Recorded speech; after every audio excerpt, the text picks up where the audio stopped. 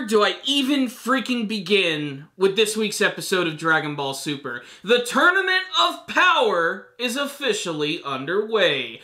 80 fighters, 1 ring, 48 minutes. This is going to be one of the greatest arcs in Dragon Ball history. And the cherry on top of the kick-ass sundae has got to be that amazing battle sequence between 3 gods of destruction. I'm talking about Liquor, the fox god of destruction, who is my personal favorite. We have Ewan, who is that weird little ball of fuzz. And then we have Arak, who is some sort of weird fish man with a mohawk. And when they arrive to watch this big tournament of power, they comment about the structure of this ring, saying that it's not really all that elaborate. But according to the Grand Priest, it's made with one of the strongest materials in the entire Dragon Ball universe. A material that we've actually seen before during Gohan's training sequence with the Z-Sword way back in the Majin Buu arc. And apparently the stuff that he's using here is even more powerful. But in order to test the stability of the ring, and of course to keep Zeno-sama from getting too bored and destroying everything, they decide they're going to have themselves a little sparring match. That's right, 3 gods of destruction get to fight in this episode, and man, this sequence is awesome. This is what I have been waiting for, to finally see the gods of destruction fighting against each other. Yes, it's more of just a mock battle and a sparring match, but I'll be damned if it doesn't look really freaking awesome. I especially love the fact that we get to see a lot of old variations on favorite techniques, as well as new things that we've never seen before. I love Liquor in this week's episode. I love the fact that he's able to materialize key swords and all types of great weapons,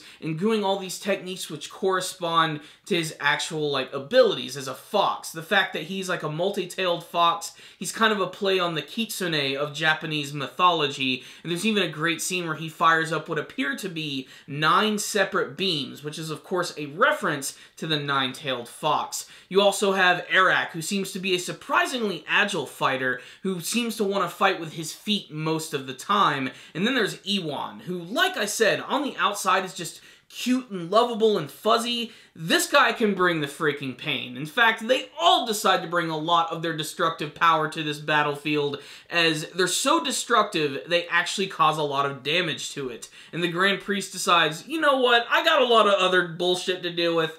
While we wait for the fighters to show up and I open up all the gates for them to arrive, you guys are going to have to fix all of this. And unfortunately, they do. It's also worth mentioning that another one of the gods of destruction, his name is Jin or Jin, is there as well. He's like that weird-looking amphibious fish man. He actually doesn't get involved in any of this at all, and he seems to be very high on himself, almost implying that he might even be more powerful than the other gods of destruction. And basically, I think what they're doing here is that they're planting seeds for more story arcs later in the series, because we still don't know how this entire tournament is going to go down, and I still have a feeling that when this arc does come to an end, it's not going to be the end of Dragon Ball Super. I still think there's going to be more that we can expand upon, and that's exactly what they're going to do with these other gods of destruction, in particular the ones that are exempt from the tournament. The rest of the episode, however, is basically just watching Universe 7 come together reluctantly, because nobody works with Frieza. Frieza is a total asshole in this episode, and seems to be enjoying every single second of being able to come back and just be a dick to everyone. And honestly, I have to sympathize with Vegeta on this one. I wouldn't want to hold that bastard's hands either, especially because he's the one who killed his entire race, and even killed him on planet Namek. So, it's just still very strange and surreal to actually see Frieza in this environment where he's acting casually with the main cast of the series, much less him just working with them. It's honestly really funny, and I still kept just waiting for that moment where he's going to try and screw over everyone, and we already get to see some of that development beginning in this episode as well, because the rest of the episode is basically everybody finally arriving at the fighting ring where they investigate it, and they learn the reason that they're not going to be able to fly is because of restrictions which have been placed in the ring. Basically, if they use some sort of key energy that allows them to fly, it's going to be negated, and they're not going to be able to do anything about it. It also, apparently, we learn that the gravity that they're used to on the planet that they're originally from is what's actually going to affect them in order to add a little bit of more fairness to this entire tournament.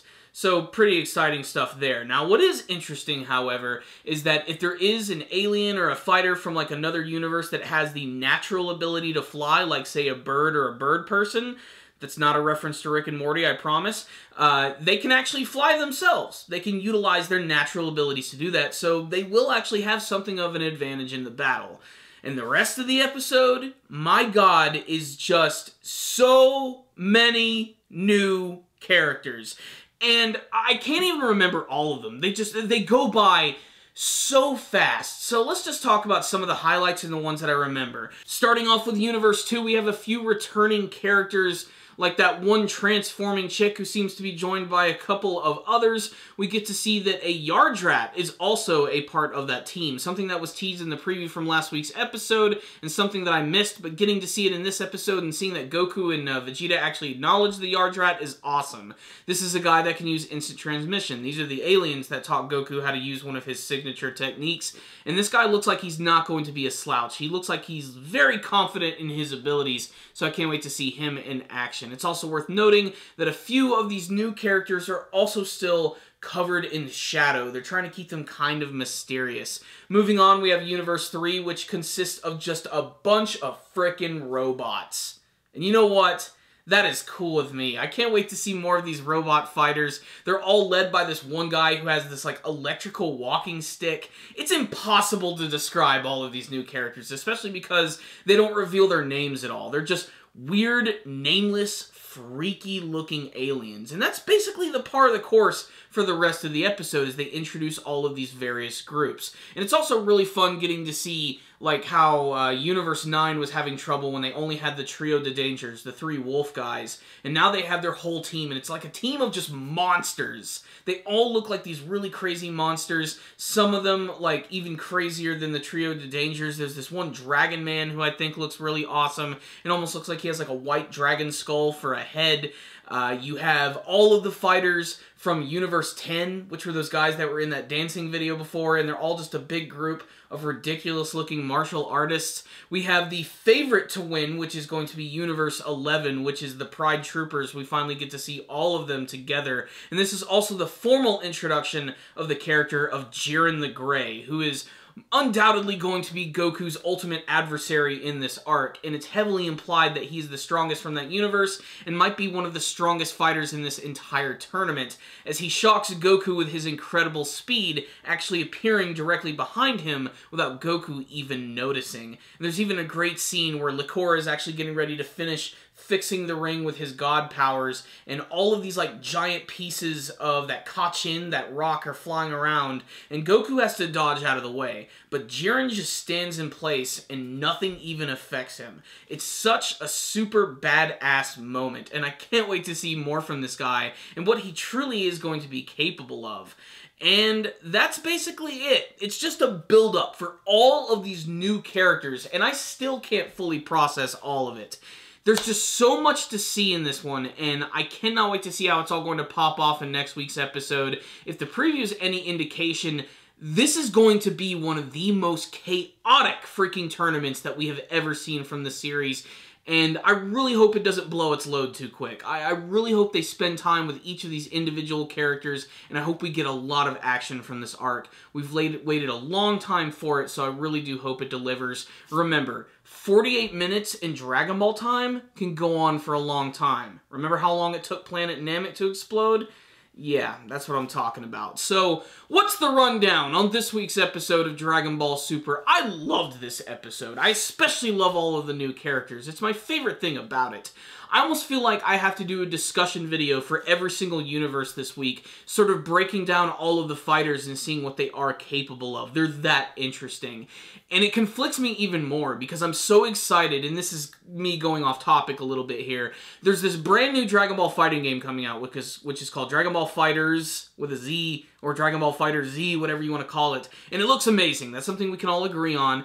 And I've been thinking of like a dream roster for this game. And now it's even harder because they've just introduced 80 new characters. 80 of them!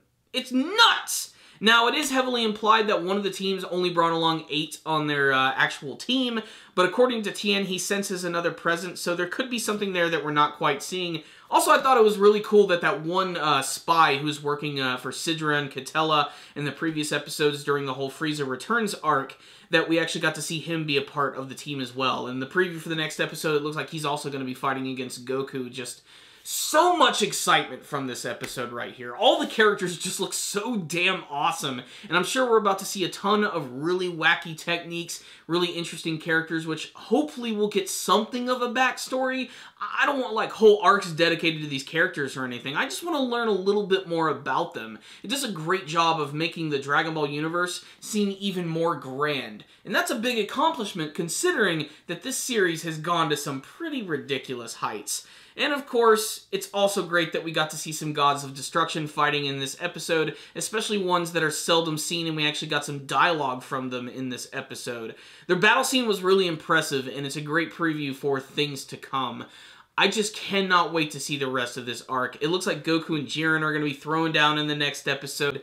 Just, man, the hype on this one. I really can't contain it. So, I loved this episode, even with some of the artwork flaws. I loved the new characters. I loved the moment where Frieza and Frost met each other. They're already coming up with some sort of plan to work together and potentially become like the main villains of this arc right here. They seem to just love each other so much. You're waiting for them to just like start making out with each other. It's so damn weird. But man, I'm just loving this arc right here, and I'm so excited for it. And I just really hope it does deliver on a lot of that classic Dragon Ball action, and I really hope it sort of reinvents the wheel for the series and gives us some stuff that we've never seen before. And with a lot of these wacky, crazy-looking characters, I think we're going to get just that. Guys, get hyped. The Tournament of Power is about to kick off. And this week's episode was super exciting, which is why I'm going to give it a 5 out of 5. It demands your attention, Dragon Ball fans, so make sure to check it out. If any of you did watch the episode, make sure to tell me what you thought about it in the comments section below. If you liked the episode, if you didn't like the episode, tell me what you thought about that sparring match between the Gods of Destruction. And did you have a favorite new character who appeared in this episode? I know we don't have names for everyone, but tell me who your favorite team is, or who you hope to see in battle, and what you hope to see from the rest of the Tournament of Power. How is Goku going to combat Jiren in his extreme speed? What is going to happen in the Tournament of Power? Will Universe 7 survive? Tell me all your thoughts. Thank you guys again for watching this review. Make sure to subscribe to the channel for all things Dragon Ball Super anime related. Make sure to leave me a comment telling me what you thought about the episode. And of course, if you like this one, make sure to hit a key blast right down to the like button. It really helped this video out a lot. Thank you guys so much for watching. Take care. I'll see you next time. And as always, stay damn down, baby.